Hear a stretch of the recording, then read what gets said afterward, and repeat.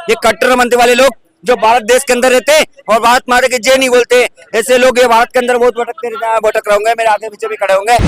देश को भटकाना चाहता है राहुल गांधी जैसा चोर। इनने फैला रखा था काला हिरोइन से गाड़ी में बैठ के, इसका बाप का राज चल रहा है जो जोधपुर के अंदर जाके ऐसे गाड़ी चला के ये बंदूक से अपने साथ बंदूक लेके गोली मार देगा काले हिरन को।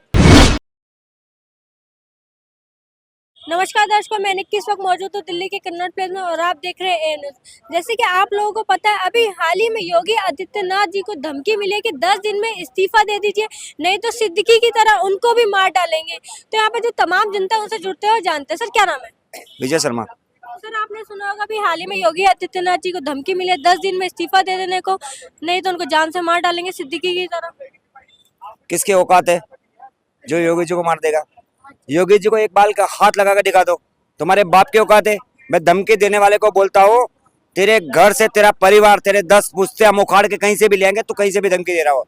हमारे बाबा को अगर जो हाथ भी लगा देगा ना, उनके पैर छू खाली बस। अच्छा। बाकी तू अगर जो उनको बाल को एक हाथ लगा दे बस। तेरे बाप में अगर जो कहा था तू अपनी माँ की पैदाइश से, तो मैं तेरे को धमकी दे रहा हूँ। तू हाथ लगा के दिखा योगी बाबा को, साले उखाड़ के फेंक देंगे तेरे को, जहां पे भी होगा, पाकिस्तान में होगा या बांग्लादेश में होगा या 56 कंट्री में होगा, वहीं से लेके आएंगे पकड़ के। हिंदुस्तान ऐसा वैसा देश नहीं है जो ये धमकी दे देंगे कुत्ते। इन कुत्तों को मैं बोलना चाहता हूँ, योगी बाबा को धमकी देने से पहले इन कुत्तों को बोलना चाहता हूँ कि ऐसे कुत्ते कितने धमकी देने वाले आए और चले गए, ठीक है। लेकिन बाबा है ना हमारे, बाबा को अगर जो कोई भी ये खाली बाबा को हाथ लगाने दम है इनमें, ये धमकी देंगे, इनमें दम है। मोदी जी को हाथ लगाना दम है इनमें। ये गद्दार लोग, वैसे कौन दे रहा है धमकी, आप बताएंगे एक बारी? ये सब विपक्ष वाले लोग हैं, इनकी चाल है। अच्छा, विपक्षी चाल है। विपक्षी चाल है ये सब। ये जैसे कजरुद्दीन नाम के जो कीड़े यहाँ पे दिल्ली में रेंग रहे ना, राहुल गांधी जैसे विदेशी लोग यहाँ पे भटक रहे ना, उनकी चाल है। अच्छा। देश को भटकाना चाहता है राहुल गांधी जैसा चोर।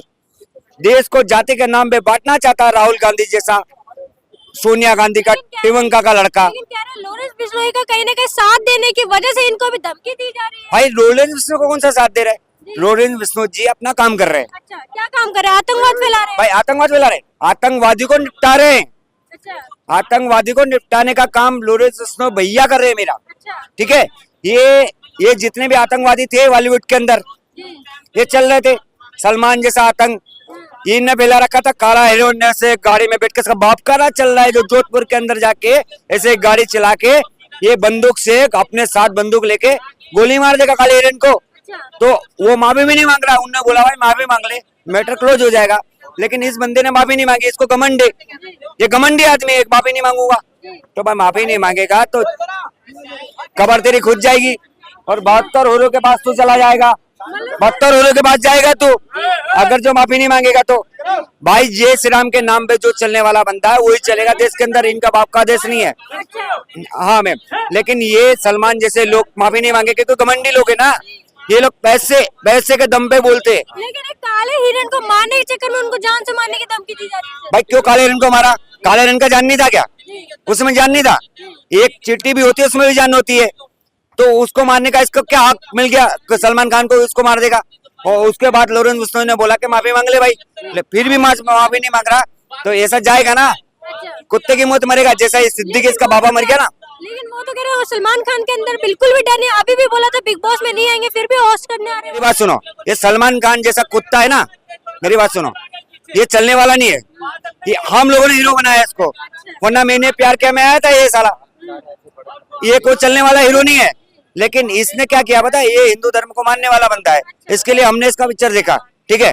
गणेश पूजा करता है, ये करता है, वो करता है, ठीक है। लेकिन ये अगर जो हमारे काले हिरन को मारा था तो इसका कोई हक नहीं बनता है कि किसी भी जानवर को मारो। और इसने अगर जो हत्या की है तो इसको कबूल करना चाहिए। जैसे ये 3 कबूल करते ना, 3 तलाक दे देते, 3 कबूल करते, ऐसा इसको कबूल करना चाहिए। और ये इसको मानना चाहिए कि मैंने काला हिरन मारा तो मैं माफी मांगता हूँ। हिंदू समाज के सामने, विष्णु समाज के सामने इसको सरेंडर कर देना चाहिए और दोनों हाथ जोड़ के ये माफी मांग ले। इसकी जान को कोई खतरा नहीं है। विष्णु भैया अच्छे हैं, वो छोड़ देंगे इसको, लेकिन नहीं मानेगा तो कुत्ते की मौत मारा जाएगा। जैसे सिद्दीकी मारा गया वैसे ये 4 गोली इसको पड़ेगी, ये मारा जाएगा। तो योगी आदित्यनाथ जी को भी कहा कि सिद्दीकी की तरह छुएगा नहीं, योगी आदित्यनाथ को छुएगा ना तो 56 कंट्री उड़ा देंगे। अच्छा। ये 57 कंट्री जितनी बनी हुई ना, ये जितनी इनको उड़ा देंगे, जितने जी रहे ना यहाँ पे सब भाग जाएंगे यहाँ से। ये आग को हाथ लगाएगा, आग को छुएगा कोई, आग को हाथ लगाने का दम नहीं है इन लोगों में। ये फालतू के धमकी, आतंकवादी से लोग, ये कट्टरपंथी वाले लोग जो भारत देश के अंदर रहते हैं और भारत माता की जय नहीं बोलते, ऐसे लोग ये भारत के अंदर बहुत भटकते रहते हैं, भटक रहे होंगे, मेरे आगे पीछे भी खड़े होंगे, मैंने इनसे मतलब नहीं है। लेकिन ये भारत के देशभक्त को, भारत राष्ट्र के वक्त को अगर जो धमकी देगा तो इनका हाथ ऐसा होगा कि कहीं भी छुप जाएंगे, कहीं भी 57 कंट्री में चले जाएंगे, वहां से उखाड़ के फेंक देंगे, वहां से ला के मारेंगे, क्योंकि बाबा कोई छोटी मोटी चीज नहीं है, जो चिट्ठी नहीं है जो तुम मार दोगे। सर आप सर की बात से सहमत हैं? देखिए, व्यक्तिगत तौर पे हर बार कहते हैं ना, एक ही बात लेके बैठे हैं कि काला हिरण मारा, काला हिरण मारा। सिर्फ मारने तक की बात नहीं और कबूल करने तक की बात नहीं है। हकीकत बताता हूँ पूरी क्या है। विष्णुई समाज में उनके सामाजिक कहते हैं ना मान्यताओं के आधार पर काले हिरण को भगवान के बराबर पूजा जाता है।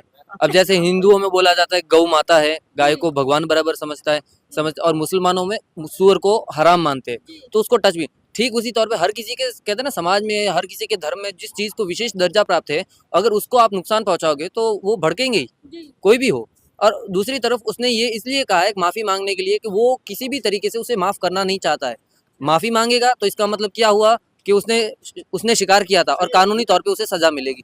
नहीं मांगेगा तो वो मारेगा। तो सर वो कौन होते हैं सजा देने वाले? कानून किस काम आएगा फिर जब लॉरेंस बिश्नोई सजा देने बैठ जाएंगे तो कानूनी तौर पे तो जब उसने ये बोल दिया है कि बंदूक मैंने चलाई ही नहीं, अब कानून के तो हाथ बंद गए। भाई कानून के सामने तो वही चीजें, उन्हीं चीजों के आधार पर उनको सजा देंगे ना कि जो सबूत है। अब सबूत में वो क्या कह रहे हैं, और कई लोग बयान जो कहते हैं ना, कई लोगों ने खुद से ये बोला है कुछ ने कि भाई बंदूक मैंने चलाई थी, मैंने शिकार किया था। अब वो तो सजा कहते हैं ना, उसके बदले में प्रॉक्सी लाया है उन्होंने, प्रॉक्सी लाकर अब उसको सलमान खान को बचाने के लिए प्रॉक्सी लेके आए। तो इस ऐसे में तो कानून कुछ नहीं कर सकता उनका। तो सीधे तौर पे अब क्योंकि कई लोग जो कहते हैं ना उस टाइम पे वहां पे मौजूद थे, एक व्यक्ति वीर गति को प्राप्त हुआ था, हिरणों को बचाने के चक्कर में वीर गति को प्राप्त हुआ है। अब आप सोचिए कि वो लोग अभी जब कहते हैं ना अपने धर्म के प्रति इतने जागरूक है, उन्होंने क्या कहा, माफी मांग लो। तो सीधे तौर पे क्या कह रहे हैं कि कानूनन तौर पे आप अपनी गलती को स्वीकार करो और सजा पालो। अब वो कह रहे हैं तो सलमान खान जी क्यों नहीं मांग रहे हैं माफी फिर? अब एक चीज ऐसी है कि ऐसे रास्ते पे खड़ा है वो कि इधर गिरे तो खाई और उधर गिरे तो कुआं। अब खाई में गिरे तो भी मरे और कुएं में गिरे तो भी मरे। कानूनी तौर पे भी जेल में तो जाएगा ही। और अगर नहीं मांगेगा माफी तो कानून में पता नहीं चलेगा कि भाई उसने करा है, और नहीं मांगेगा तो वो तो मारने के लिए तैयार ही बैठा है। कानून जब सजा नहीं दे सकता है ना, जब भगवान भी खुद से किसी को नहीं मार सकते ना, तो अपने दूत को भेजते हैं। यमराज हर किसी को लेने ही नहीं आते, यमदूत आते हैं लेने को। ठीक उसी तरीके से क्या लगता है लॉरेंस बिश्नोई भगवान का भेजे हुए दूत है? भगवान का किसने बोला है? मैं तो कह रहा हूँ न्यायाधीश, न्याय का दूत है। न्यायाधीश कहते हैं ना, हर बार हर केस सुप्रीम कोर्ट तक नहीं पहुंचते। कई सारे केस कहते हैं ना हाई कोर्ट में सॉल्व होते, कई सारे गली के सरपंचों द्वारा सॉल्व किए जाते। तो ये एक चीज हो गई, जैसे कहते हैं ना बॉलीवुड में एक टाइम पे ये तय होता था कि कौन जाएगा, कौन क्या काम करेगा, कैसी फिल्म होगी, ये डिसाइड करते थे गैंगस्टर, अंडरवर्ल्ड वाले। तो आज ये डिसाइड करेगा कि किसने गलती करी है तो किसको सजा देनी चाहिए। अब योगी आदित्यनाथ जी को किसने धमकी दी है? उनको कह रहा है कि सिद्दीकी की तरह उनको भी मार डालेंगे 10 दिन में इस्तीफा नहीं दिया तो। किस बात के लिए धमकी दी ये बता दीजिए। क्यों, एक मिनट, इस्तीफा देने की मांग कर रहे हो? इस्तीफा क्यों चाहिए भाई साहब? ऐसा कौन सा उसने काम कर दिया कि जिसके लिए आप इस्तीफा मांग रहे हो? भाई कोई क्रिमिनल एक्ट हुआ है, उसने कोई क्रिमिनल, ऐसे कहता है ना, कोई क्रिमिनल थोड़ी है। योगी है एक ऐसा व्यक्ति जो लॉ एंड ऑर्डर को मेंटेन कर रहा है। पूरे ऐसे यूपी में कहते हैं ना जंगल राज हो रखा था, जिसको खाओ, जिसको मर्जी खाओ, मार दो, लेकिन कोई रोकने वाला नहीं था। तो उन सब चीजों को घटाकर सब कुछ सबको बचाने वाले, सब लोगों को कहते हैं ना मिलजुल कर बनाए रखने वाले इस लॉ एंड ऑर्डर को, उस व्यक्ति को मारने की धमकी मिली है। क्या लगता है हर किसी एकदम एक शरीफ लोगों को धमकी मिलेगी तो क्या कोई शांत बैठेगा? अगर गुंडों को धमकी मिलती है ना, लोग खुश क्यों हो रहे? आप सोचिए, सलमान खान को मारने की धमकी मिलने के बावजूद भी लोग लॉरेंस का सपोर्ट कर रहे हैं। योगी को मारने की धमकी मिलने पर लोग उसके खिलाफ हो रहे। धमकी तो दोनों तरफ से दी गई, लेकिन एक के खिलाफ और एक के सपोर्ट में। कैसे सही और गलत का पक्ष देखा जाता है? लोगों के पास इतनी तो समझ है कि वो सही और गलत को चुन सके। तो क्या लगता है योगी आदित्यनाथ जी डर के मारे इस्तीफा देंगे या नहीं? देखिए, सीधे तौर पे मुझे तो ये लगता है, डर मतलब तो ये हो गया, उनके लिए तो था ही नहीं। अगर होता तो शायद अब तक यूपी पर राज करने के लिए कहते हैं ना आगे खुद से भी नहीं आते। उनको लाया गया, उनको बिठाया गया ऐसे राज में जहाँ पे कहता ना चील कौवे नहीं गिद्ध नोचने के लिए खड़े थे, लेकिन फिर भी उनको मार गिराया। अच्छा, गिद्ध किसको बता रहे हैं तो बता दीजिए पहले। गिद्ध उनको बता रहे हैं जो कहते हैं ना कि समाज में उपस्थित शांति को भंग करने की कोशिश करते हुए योगी को मारने की सोचने वाले या उनको उनके पद से हटाने की सोचने वाले लोगों को।